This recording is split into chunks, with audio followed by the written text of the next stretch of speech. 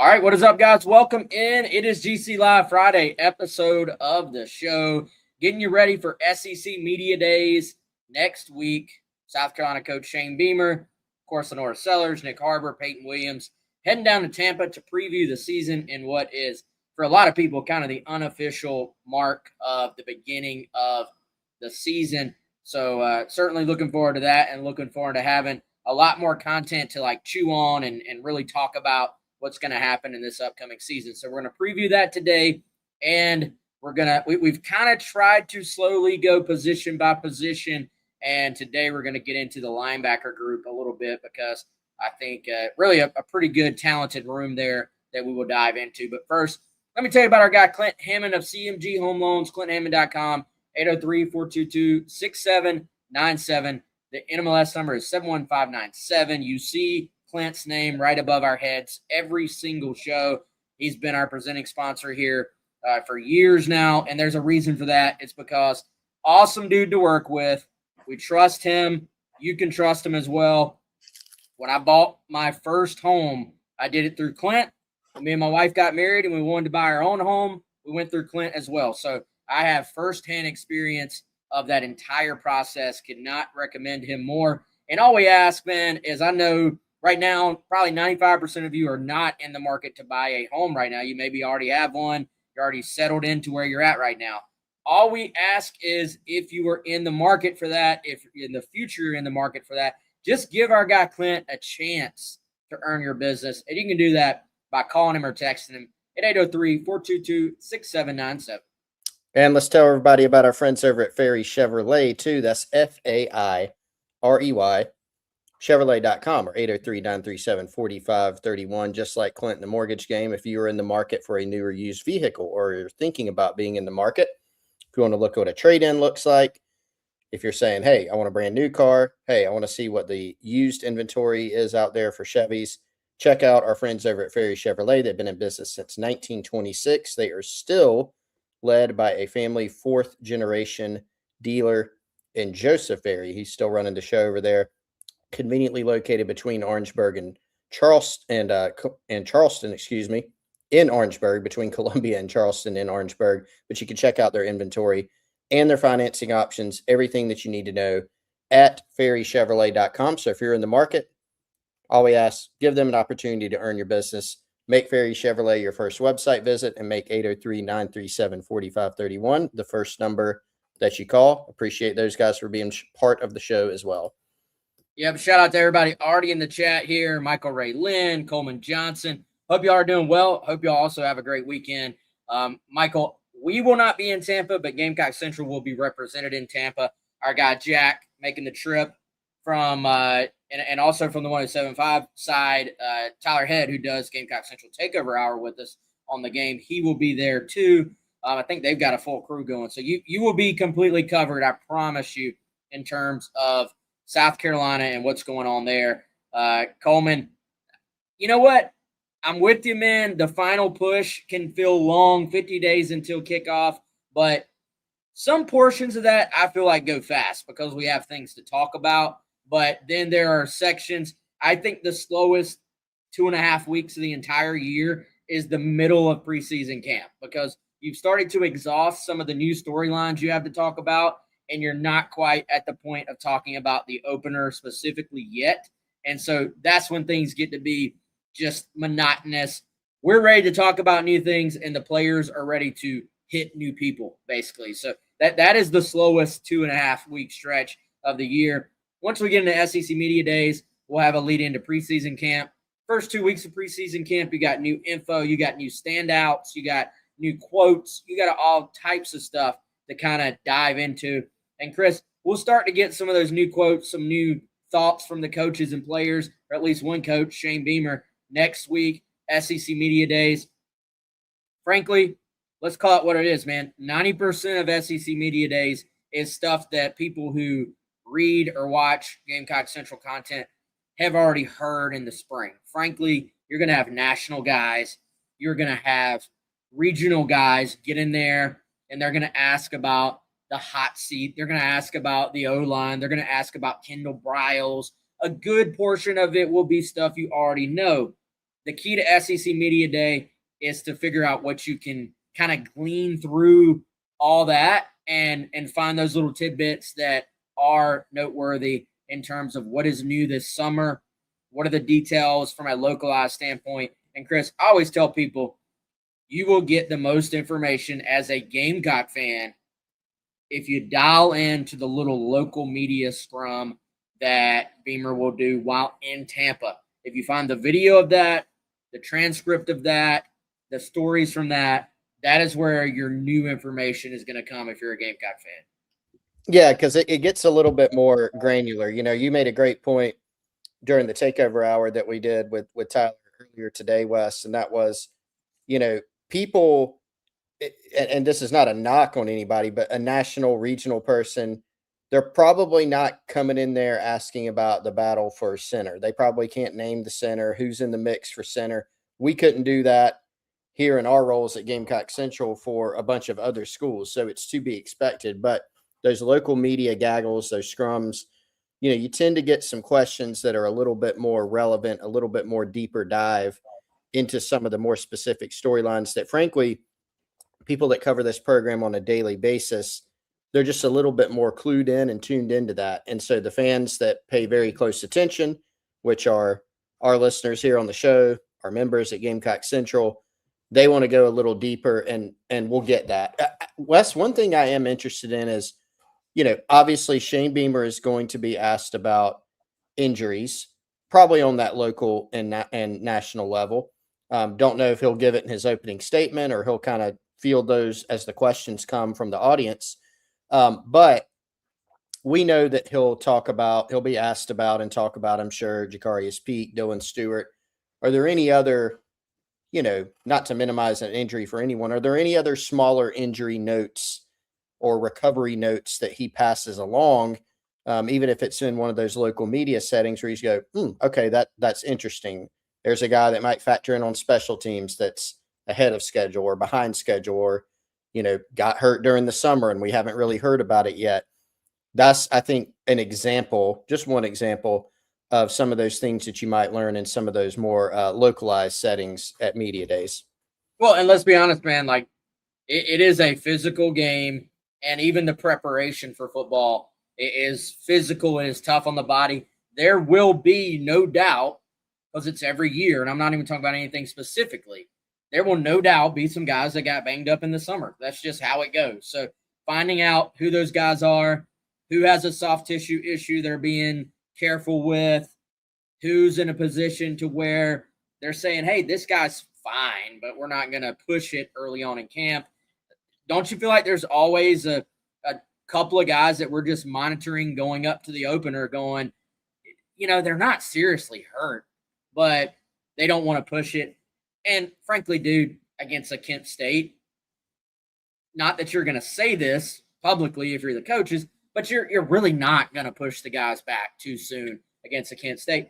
Maybe against a Miami in an alternate reality where South Carolina is still playing the last year's college football playoff runner-up, maybe there's a little bit more push to try to get somebody back on the field. So that would be something to keep an eye on as always. I tell you, man, I'll be very curious to see, do we get some little tidbits about guys who kind of just have caught the attention of the staff this summer? Maybe that we didn't hear that name as much in the spring, or maybe it's even a continuation like, hey, Matt Fuller had a great spring.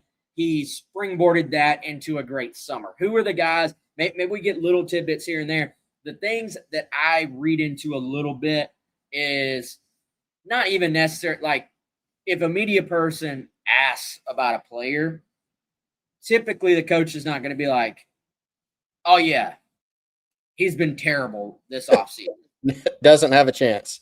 I read more into guys that get brought up unasked, right? Like when Beamer went on Jimmy Francis's podcast on 1801, and Jimmy was like, tell me about somebody people aren't talking about enough. Beamer says, well, I'll try to actually give you someone, not dodge the question. He says, Brady Hunt. that tells me, okay, Brady Hunt has been doing everything that was asked of him this offseason, and the staff is pretty just content, comfortable with where he is as a player and where his kind of work ethic is right now. So, is there a guy maybe we haven't talked about in the spring that gets brought up? It'd be a good sign. It'd be a great sign if it was just somebody random, that we're not even counting on. Like, what if he's like, yeah, the light bulb has come on, so to speak, for Jalewis Solomon. You know what I'm saying? Like a guy that we're just not talking about this spring. That would be noteworthy to me. Michael Ray says, how are Noah Clark and Jazavian Currents developing? Yes, absolutely. Your freshmen, those guys. Julian Walker, of course, one that we heard quite a bit about this spring. Cassie Barnes, someone we heard a good bit about this spring. What is the buzz on those guys? Sometimes, Chris, frankly, you exit these things and you feel like, we didn't really get a lot of meat on that bone. Other times you exit it and you're like, it maybe didn't feel like that, but if you were paying attention, you did get a couple little tidbits. Yeah, and I think one thing to keep in mind is just in terms of new faces, there weren't a lot, frankly, from the time spring ball ended until right now, kind of midway through the summer between spring ball and preseason. There's just not a lot of new guys. You added a few guys from the recruiting class, a handful of players from the freshman group that didn't enroll.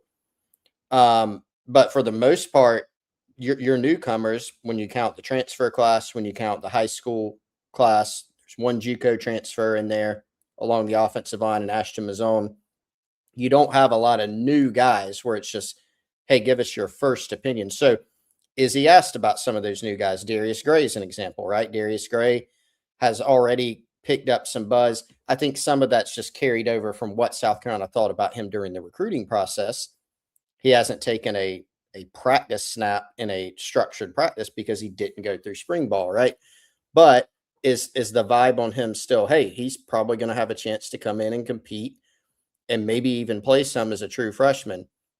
You brought up Jalewis Solomon.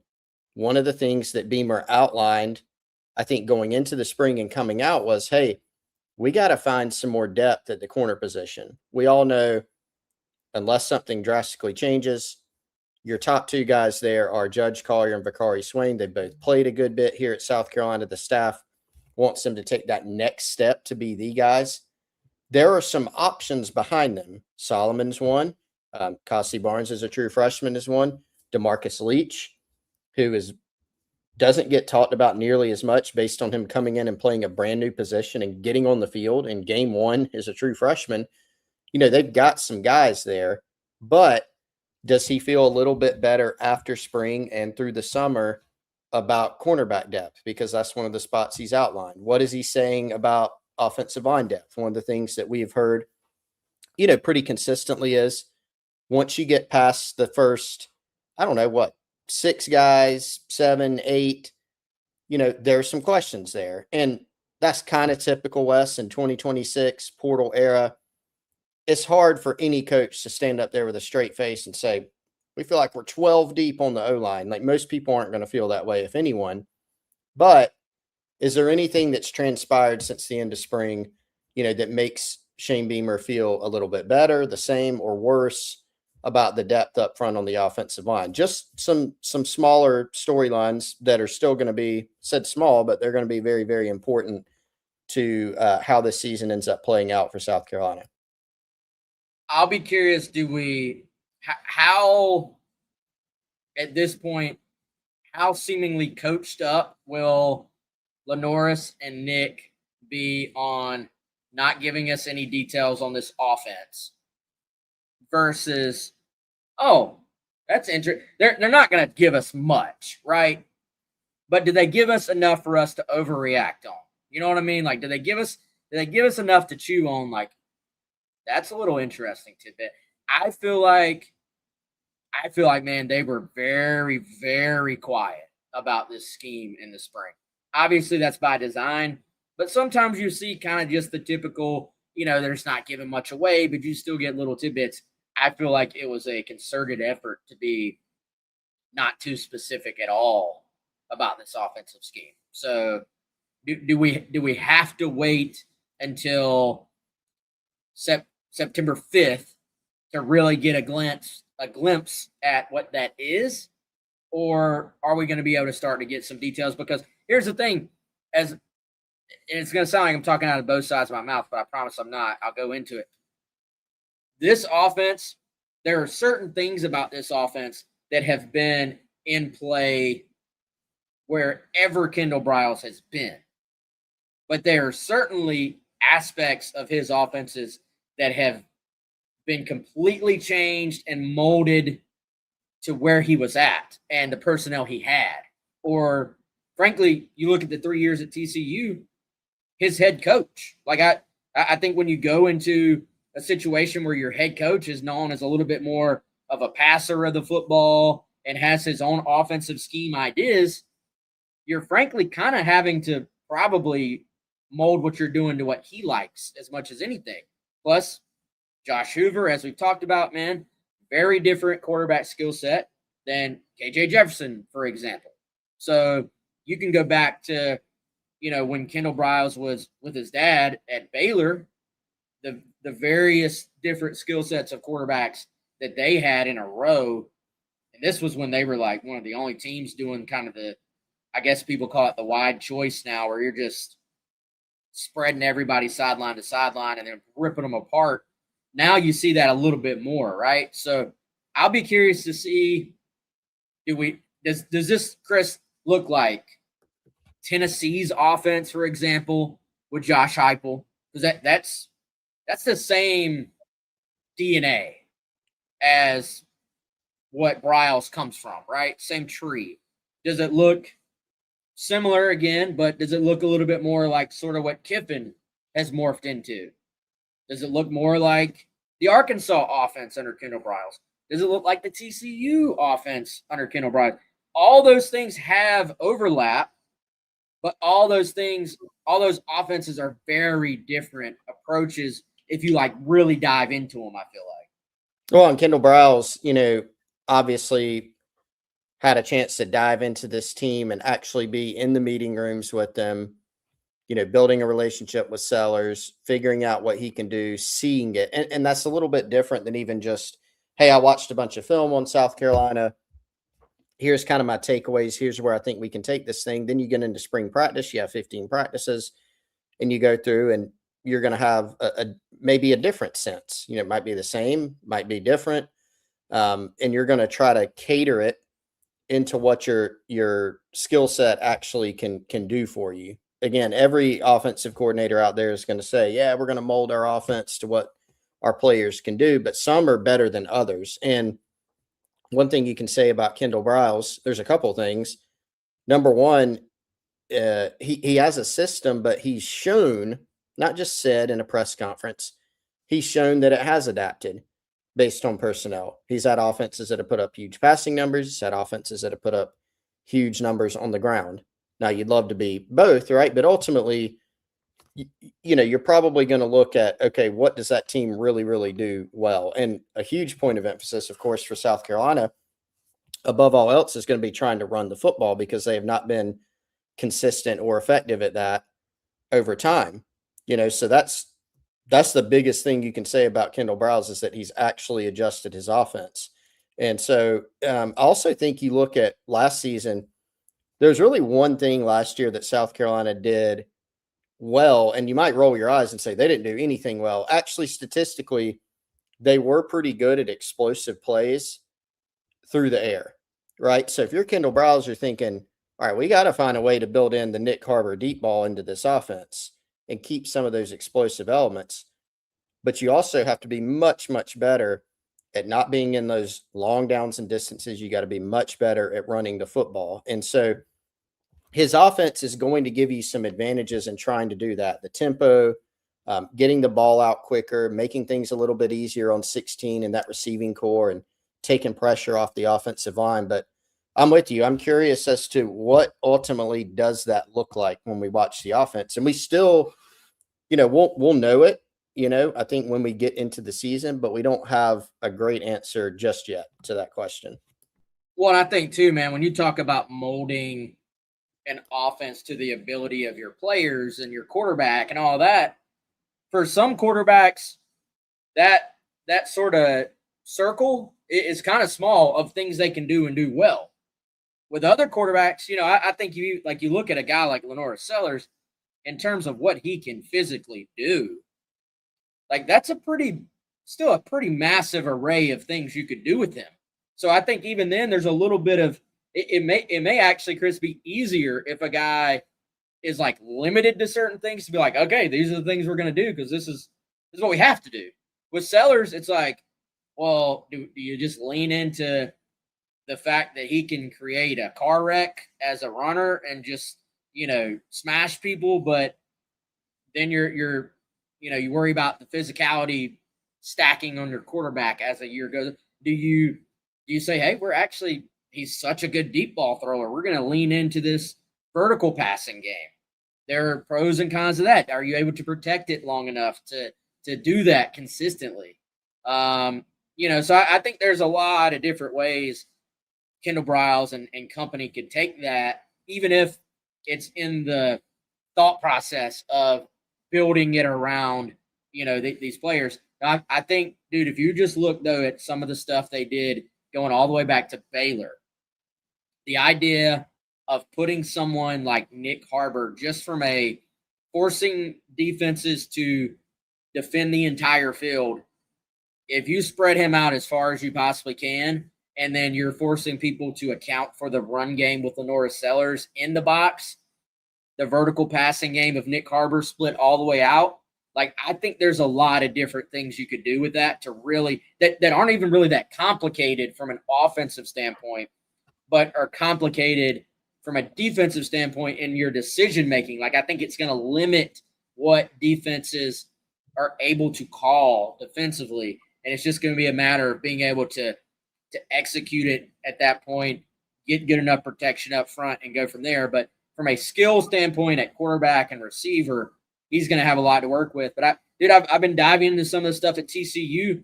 There was actually quite a bit of two tight end, quite a bit of shifts and motions pre-snap, which shifts and motion pre-snap is the complete opposite of up tempo.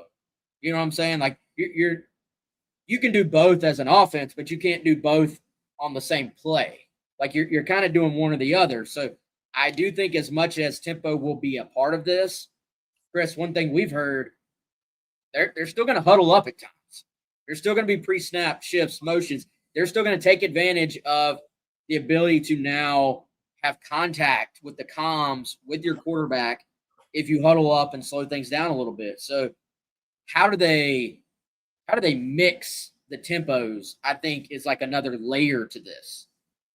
Yeah, it's a great, and you look back at Briles again. I mean, we've been talking about it the whole time. There's just so many different things that they can do that they have done, in the past. I think this is something that's not this overly analytical point, but one thing that I've noticed about Kendall Briles and that we've been told is I think he's just very comfortable as an OC. We don't know the structure of the offense. At some point, we're going to be able to go back and look, all right, South Carolina's played the regular season. Here's how often they went tempo. Here's how often they were in this formation. And you'll be able to glean all that information. And so we don't know exactly what it's going to look like. But what we do know is he has a system, right? He's got an offensive line coaches, and Randy Clements and Jason Smith, his top assistant, that have all been together in this system for a long time. So while you're not sure structurally or schematically exactly how it's going to come out, you're not sure percentage-wise how much tempo there's going to be, you do know that there is a system, and there's a proven system. And frankly, we've wondered about that. Remember how many times we've gone into a season saying, I don't know, what is South Carolina's offense? We don't really know. There's actually a system that's this time around that's been molded to the players. And I think just from what we've heard, early indications, maybe not early at this point, they've been through spring ball, they're in the summer now.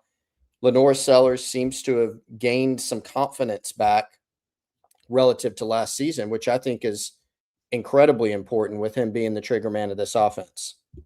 Yeah, for sure. All right, Chris, before we get any further, I'll let you take the first one, man. Let's tell everybody about our newfound friends at Rytech Electric. Yeah, Rytech Electric is a proud new sponsor of Gamecock Central. We're honored to work with them. They're a locally owned electrical company based right here in the Midlands in Lexington, founded by Steven, our guy, back in 2007. They serve Columbia, Lexington, and the Midlands ever since then.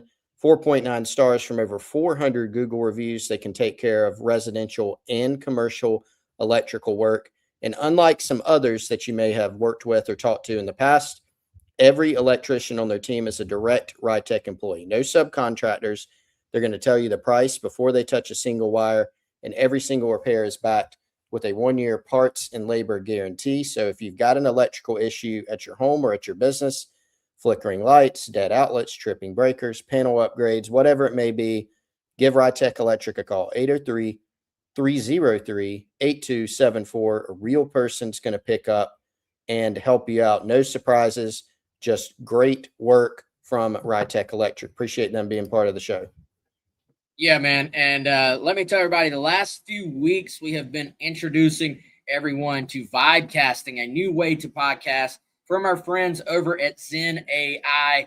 If you want more information, you can go to zen.ai or check out the link that is in our description right here on the show on YouTube or on all of our podcast platforms.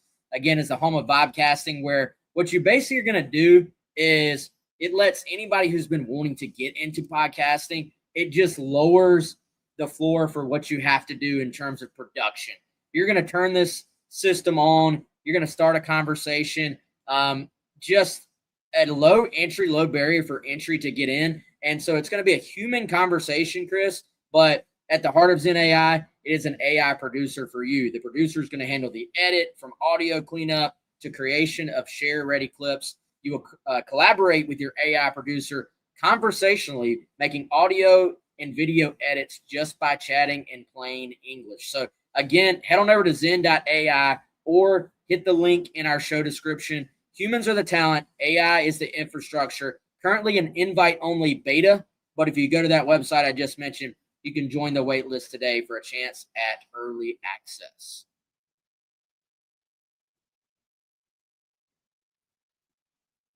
Muted, Chris. Not muted. Can you hear me? Oh, you unmuted me.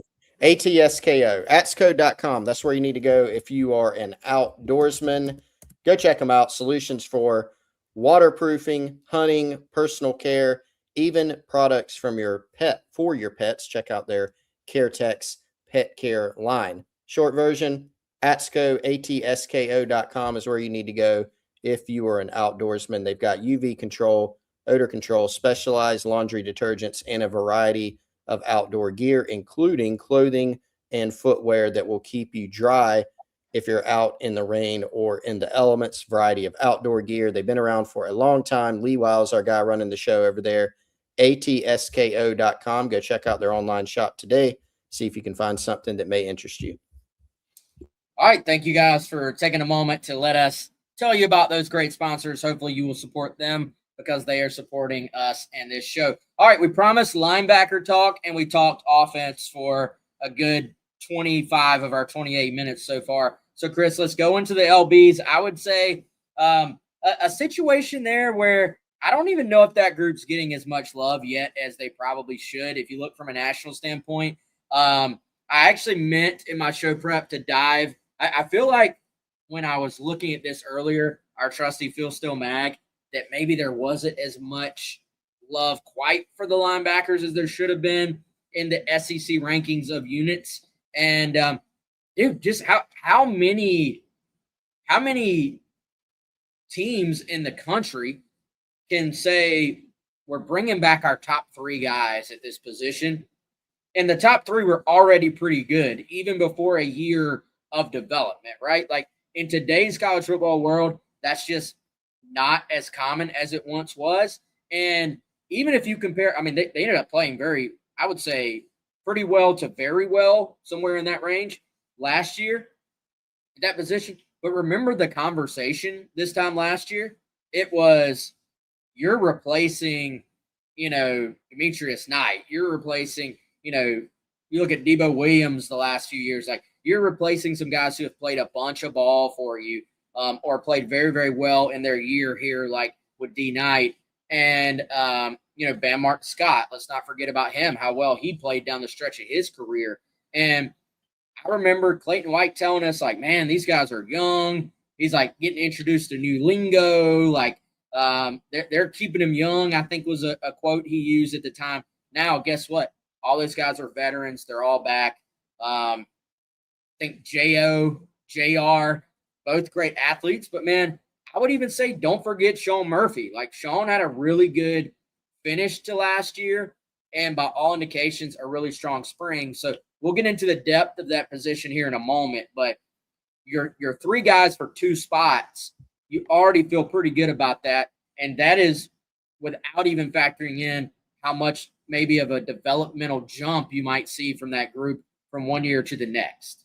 Yeah, that's a great point, because not only are you getting some guys back who played well for you, but they all still have development that they can do. Sean Murphy, former very highly rated guy that just at Bama and FSU had not put it together yet. And he started to put it together some last year for South Carolina. You look at J.O. I got to sit down with him for a conversation for the Garnet Trust Hour on the radio, Wes.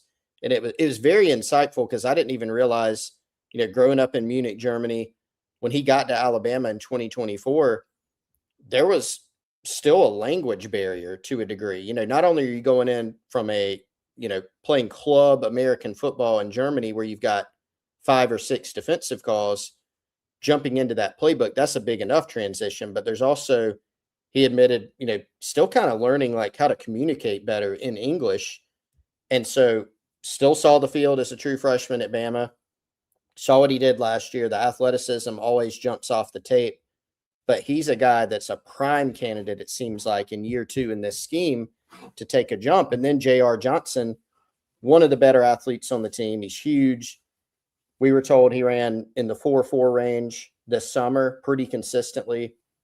And he also, I think, is a great candidate to take another jump. So individually and collectively, you've got a group that you feel pretty good about. And like you said, it's kind of rare to get all your starters back, or 3 guys for 2 spots, even better.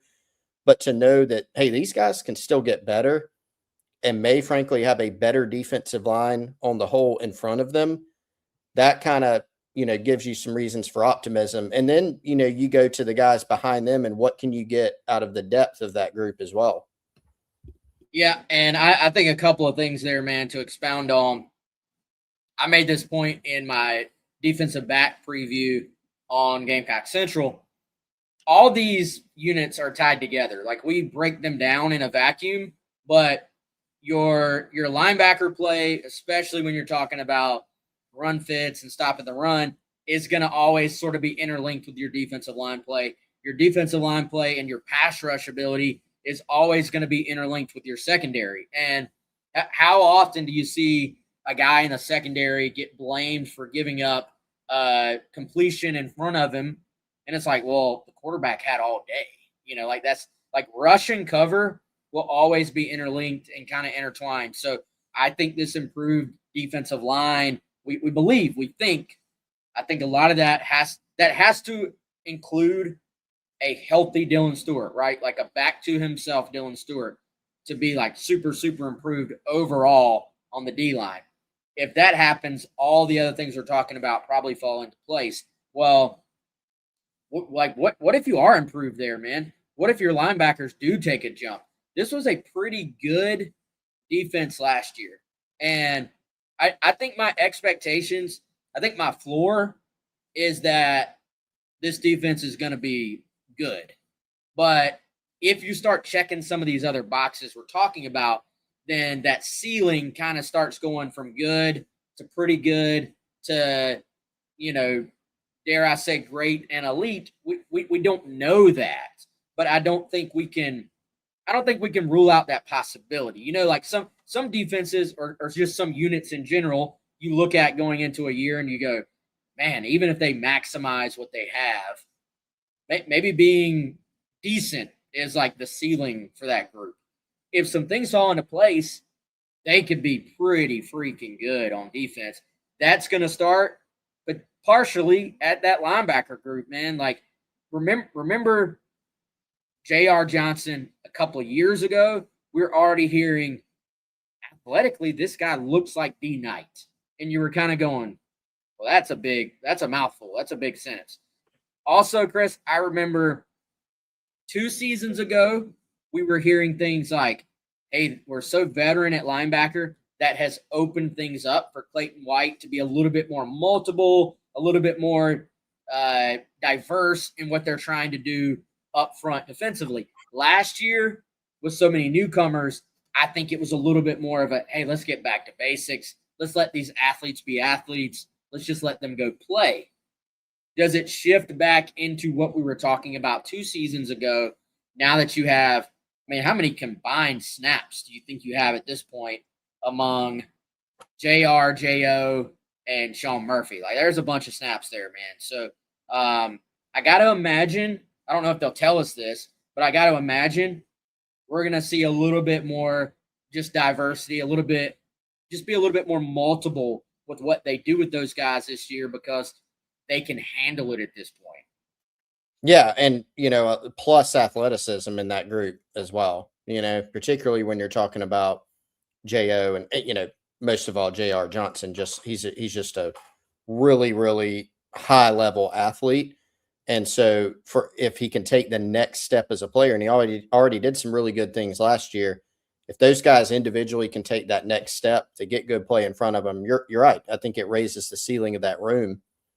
Wes, who are some guys to watch out behind those? Obviously, when you got your top three back, those are the guys you're riding with, right? Like those guys, they're going to take the lion's share of the snaps. But when you talk about special teams, when you talk about some guys that maybe could pull down some snaps, who do you start with? I think of Jamian Risher, former walk-on, senior. Staff seems to really like him. I think about Donovan Darden, who played. Didn't redshirt last year because he played on special teams so much. I think played in every game on special teams. Could he see a little bit more run at linebacker? They kind of have a group of some younger guys. Risher's not one, he's older, but some younger guys that redshirted or haven't played as much that I think could step up as well. Yeah, and Austin here with a good question. Is Darden's best spot still linebacker? Can he occupy a similar role to Fred in his freshman year? Yeah, I think this is the year you're going to start to really answer that question. Like, there was some chatter, our guy Charles Power. Hey, is Donovan Darden, is he more of an edge? Is he more of an edge rusher? South Carolina, Clayton White, these guys love to put these tall, physical, long, fast athletes at linebacker and turn them loose. And so with Darden, I mean, he looks the part like impressively. Like, this dude looks exactly like an SEC linebacker should. I think what we start to maybe find out this year, Chris, maybe you can get a lead on a Kent State. Maybe you can get a lead on a Towson. Start to get these young guys in there. Can you go do all the other linebacker things, the instincts, the flipping your hips, the just flowing to the football, taking proper angles, getting off blocks, all those things that kind of play into linebacker as opposed to just, hey, rush the passer or stop the run as a more edge defensive end type guy. I think we will start to learn that about Darden. As for Risher, I think he definitely fits the mold of someone we've tried to tell people, I think since the spring, hey, keep an eye on this guy. Staff loves him. He's going to play a lot on special teams. Could take on a reserve role. He may step up and just beat out all those guys for that fourth linebacker spot. That will be something to keep an eye on. I think you look at Holloway at linebacker, another young guy who kind of gets forgotten a little bit, and probably, was, I would say, Chris, maybe a little bit further along just in his development as an actual linebacker out of high school than some of those other guys. Just maybe isn't quite as physically dominant and athletic as like a Donovan Darden. So does he get into that mix? it is a position you feel really good about those first three, and you feel good about the depth, but you also do not want to start to test it with any injuries to those first three. You know what I'm saying? That's where you might have questions. And if we're going to take a little tiny glimpse ahead into the future, three upperclassmen in J.O., J.R., and Sean Murphy. They're going to have some, at least a couple of them will have, like Sean is done after this year, right?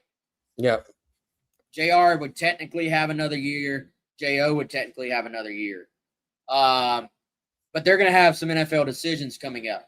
Can you start to feel good about the future of that spot by some of those young guys playing a little bit more and putting themselves in a position to springboard into next year, Chris?